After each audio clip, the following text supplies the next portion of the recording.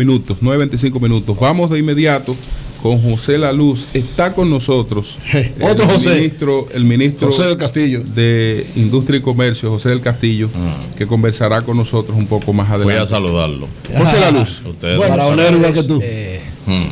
Nada, yo quiero decir lo siguiente. Voy a ser breve para que nuestro invitado tenga más tiempo. Yo quiero decir lo siguiente, miren. Ayer tuvimos una reunión interna para planificando el viaje que vamos a hacer la semana próxima. Y hablábamos yo les hablaba a ustedes de la importancia que para mí tiene la ruptura frente a la continuidad. O sea, y yo digo claramente que sin alterar el orden establecido, porque yo creo en la institucionalidad, creo en eso, ¿no? El PLD nació para hacer una ruptura, no una continuidad. Y eso dicen sus estatutos. Pero resulta que cuando el PLD llegó al poder, confundió la táctica con la estrategia y se quedó atrapado en la táctica de llegar al poder. Y se acomodó en eso. Y automáticamente ahí perdió la perspectiva de su misión histórica, coyunturalmente, porque eso la próxima generación del PLD lo va a retomar. Nosotros vamos a retomar los estatutos del PLD. Y el artículo 1 de los estatutos del PLD, en su declaración de principios, dice que la misión del PLD es retomar el pensamiento progresista de Duarte, de Luperón y de Bosch. Eso es lo que dice ahí. Eso es lo que nosotros tenemos que hacer. Alguien de mi equipo de trabajo me escribía una reflexión del equipo de liderazgo responsable que quizá yo la diga más adelante, pero a Víctor en términos personales yo lo estimo muchísimo y él tenía un vínculo personal y su padre con el general Inver Barrera, y yo voy a tratar de ser lo más diplomático posible, pero además yo en términos personales no tengo nada contra el general Inver Barrera ni ninguno de sus descendientes. Creo que nosotros le debemos a él esa determinación de esa noche histórica del 30 de mayo de enfrentar su régimen, porque Inver venía desde 1940 siendo un connotado trujillista. Fue gobernador de Puerto Plata, fue jefe de la conservaduría de hipoteca, estuvo en la frontera, ocupó muchos roles.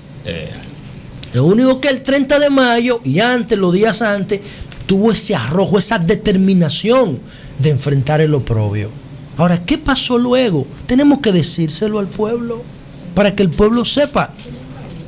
Las fuerzas conservadoras que dirigen la sociedad y que influyen más que el PLD en la sociedad, esas fuerzas que ayudaron al PLD a llegar en el 96 y que se quedaron controlando todos los procesos, impiden hoy que la historia se conozca con objetividad.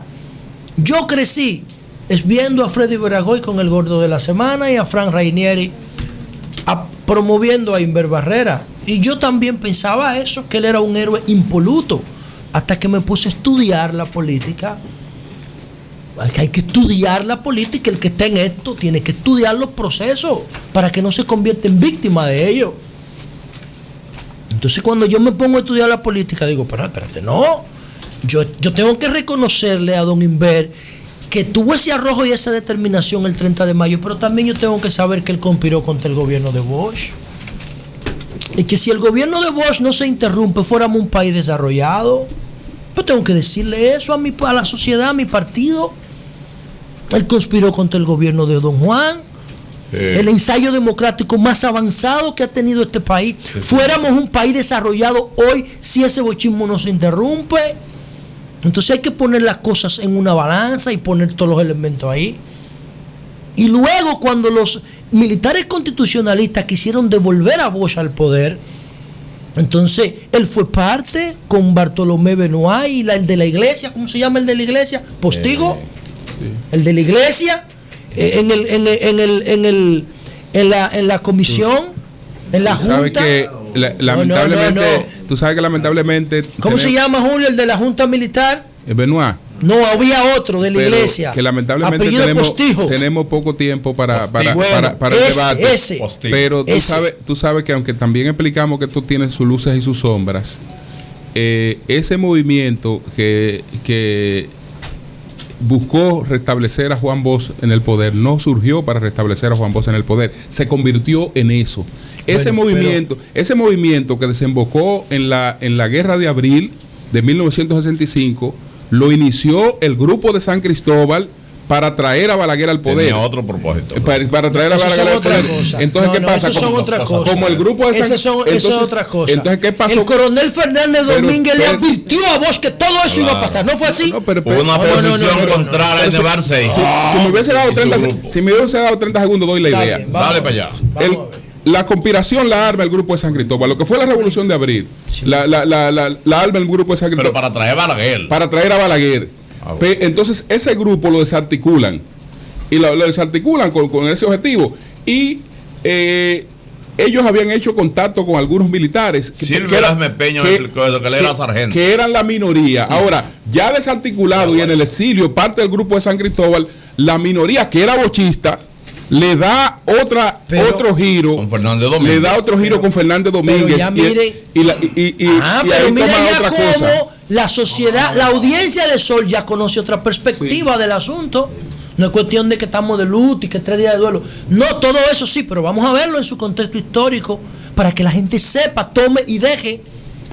Entonces, si todos nos unificamos en torno a que Don Inver era un héroe y ya, entonces la sociedad, las nuevas generaciones no aprenden y tienen un mensaje distorsionado en la cabeza, manipulado. No, le reconocemos todo lo que hizo, pero también tenemos que decir con objetividad que conspiró contra el gobierno de Don Juan. Tuvo sus errores, mucho. Conspiró y luego presidió la junta militar con Benoit y la iglesia. Y luego se opuso a firmar el acta de la reconciliación porque quería seguir siendo presidente títere de los gringos. Pero además está el aspecto de la operación limpieza. Esa parte que le llamaban aquí, operación Arepa, candela por arriba y candela por abajo. Aquí no se ha investigado y que tiraban los cadáveres en el río Sama. Aquí eso no se ha investigado porque las fuerzas conservadoras no han permitido la objetividad. Aquí no hay una comisión de la verdad histórica con financiamiento público para que determinen los roles de cada uno. Eso de la operación limpieza, cualquier país que se respete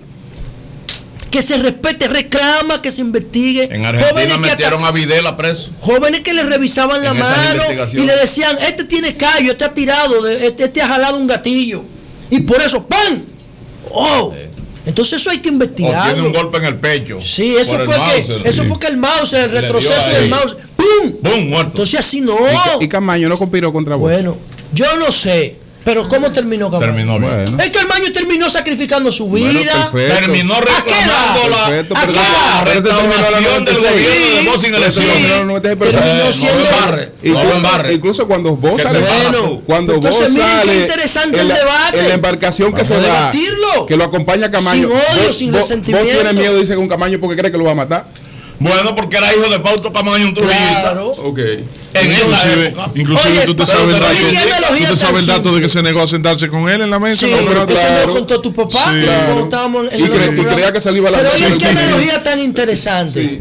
Una analogía. Y mataron a Rodríguez Reyes también y a él lo hirieron en Palmasola. Bueno, pero Camaño terminó como Pablo de Tarso. Claro. Sí. No es así. Eso es verdad. Sí, pero Inver. Entonces, Inver, como Santana. Ahí tú tienes razón. Yo tengo razón. En la independencia de Santana.